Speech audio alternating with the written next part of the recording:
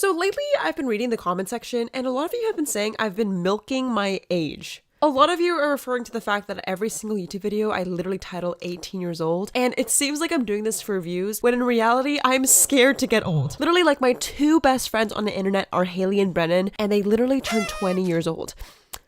And it just got me thinking, like, I'm not gonna be a teenager forever. So with that being said, yes, I might be milking my age, but it's just because I won't be this young forever, which kind of got me thinking about the ways we can still stay relevant online. One of it is age, but another could be social media trends. So yeah, today's video is gonna be all about social media trends to make sure you don't dry up like a raisin and stay relevant and youthful. All right, I'm gonna spill you some Gen Z knowledge. Hey guys, welcome to my channel. My name's Jade, and it's currently 11 p.m., so I'm kind of in a weird mood. I wrote down 5 things that you need to know in 2020 to stay relevant and pop it on social media. So if you're an influencer, you make content, listen up because I'm literally about to fall asleep. All right, so number 5, green pressure. If you've been living underneath a rock, literally everybody and their dog is going more sustainable. Okay, so this might be very, very controversial, but being sustainable is like a trend now. People are throwing it in YouTube titles just for better keywords. Using reusable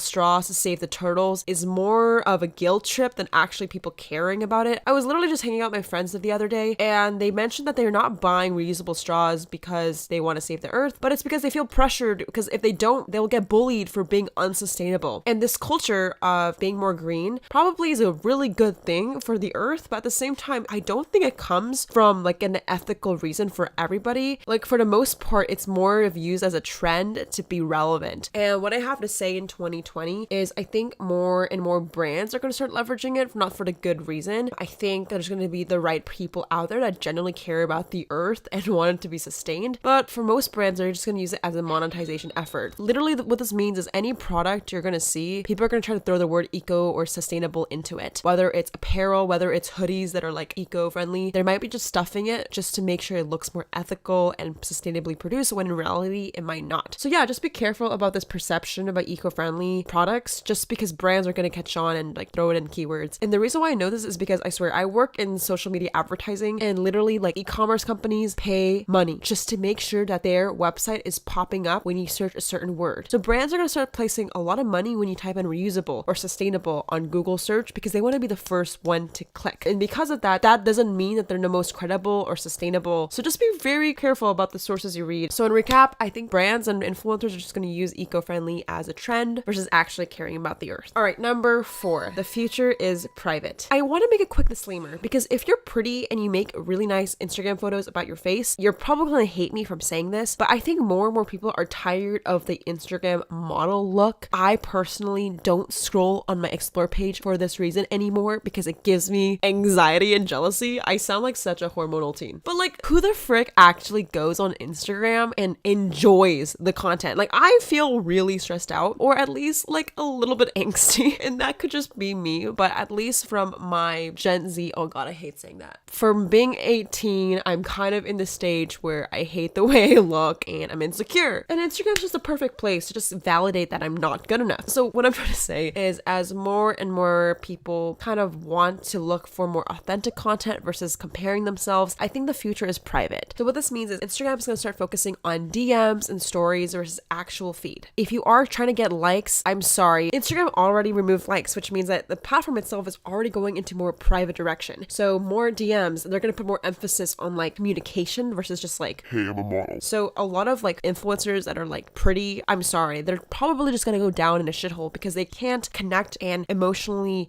converse with their audience. So if you're just a pretty face, it might not be in your favor, but if you're a pretty face with a conversation and you're able to, comment back to your audience or DM them or care about them, you'll be chilling. So I think what you're going to see is more private interaction is the priority. All right, guys. So before I go to number 3, I want to mention that you better stay to the last one because I'm going to spill some tea. A lot of people don't believe in my predictions, and I get it. Who is this 18-year-old talking shit about digital marketing? But I have to say something creepy happened. Last September, I made a video about when Instagram was going to crash, and literally the next month it did. So if you guys don't remember that, I'll link it below. I could be onto something, so just don't doubt me, okay?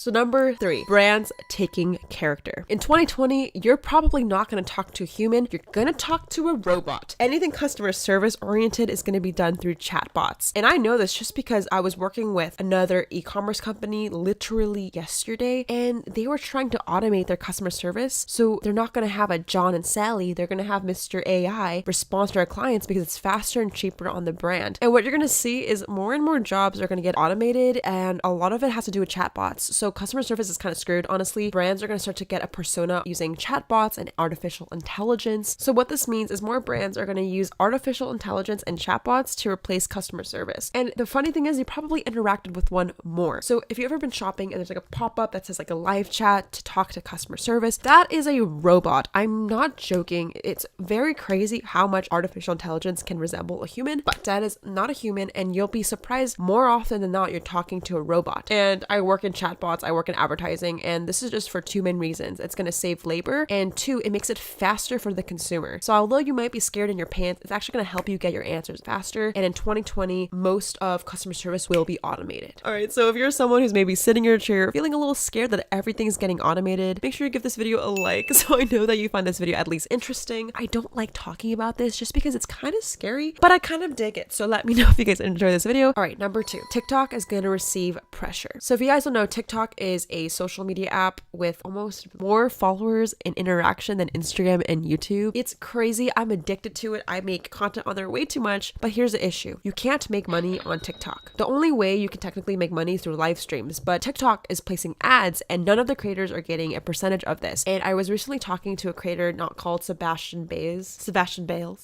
and we met at like an LA event, and he was basically saying that the top people on TikTok are frustrated with this idea that they're not able to make money like they are on YouTube with AdSense. And because of this, I think more and more of the top creators are gonna get less motivated to make content. TikTok can't pay their creators just because of copyright music, and creators are gonna get really frustrated that they can't make money with the ads getting placed right by their video. So people are probably gonna spread out to YouTube or Instagram, or at least another way to make money other than TikTok, just because it's less reliable and they take so much percentage out of their live streams. So I really think in 2020, there's going to be pressure from TikTok to reevaluate their business model, either to take care of their creators. Something's going to happen. I think more and more people are getting really frustrated. All right, which leads me to number 1. Okay, so the number 1 trend I think that's going to happen on TikTok is, it's a little bit confusing. I've seen a lot of people get backlash and a lot of hate has been around this subject. And honestly, it sucks because I'm kind of a part of this mess. The number 1 trend that's going to happen in 2020 is creators going direct to their fans. What does this mean? So I don't know if you've seen, but Jake Paul's a YouTuber with 10 million subscribers, and he recently put out his phone number. And this phone number is a way for him to take his audience to text message, and basically he can text his audience. The reason why I believe Jake is doing this is because he's smart. If you guys haven't seen, the new recent YouTube COPPA law basically says that YouTube is turning off comments, and it's extremely scary to think that a platform with so much power can like make you invisible in one single click. So I believe more and more creators are going to start valuing owning their data and owning, traffic that's direct, because you never know if YouTube disappears, you're gone as well. So for a lot of people that are alarmed by this, Jake Paul used a company called Community, I believe, to do the text message platform, but I realized that I wanted to create my own that was a lot more intimate and provided actual engagement versus just like sending out notifications. So that's why I started my company Personal Brand Journey, and we recently rolled out this feature with Haley Pham, she's a YouTuber here, and a few other people, because I genuinely believe that the future of social media is actually caring about your audience. Like, your fans or people scrolling will not care if you don't care. And the way you can show that is through conversations and messaging them one-on-one. Like I said, the future is direct. So I think text message is one of the most intimate places to connect with people, right? Talking about them, asking questions, and learning about your audience. So yeah, I believe that more and more creators are gonna get scared that YouTube's gonna delete their traffic and turn off all their comments and start migrating to a text message platform. And by the way, for anyone who's gotten their comments turned off because of the YouTube child policy, it's really frustrating and it's not fair. And I don't know what's going to happen in the future, but what I do know is if you're able to back up your contacts or you're able to have a second platform, you're going to be safe. So if you're a creator, just take advantage of this time to like recoil. And I just believe YouTube can't really solve this issue on its own. They're taking it to the government in the US to fix this shit. It's really frustrating and we'll have to see what happens. I think 2020 is going to be a pivotal moment for so many of these tech companies. A lot needs to change with legal reasons and the way that people are navigating online. I believe that consumers don't want to just scroll and look at content. They want to converse and interact, and that engagement can be done through conversations. I would love to know your favorite trend out of this list, maybe something you're scared or most surprised by. Comment below your thoughts and shout out to the comment winner. Shout out to the comment winner. Comment on this post to be featured in the next episode. If you guys want to be the next comment winner, comment below. I love you guys so much. If you guys want to learn any more tips or tricks about the social media future from a Gen Z teenager, God, that's cringy, you guys can text me and I send weekly messages about trends and tips. So yeah, go check it out and I'll see you guys very soon. Catch you guys in the next one. Peace.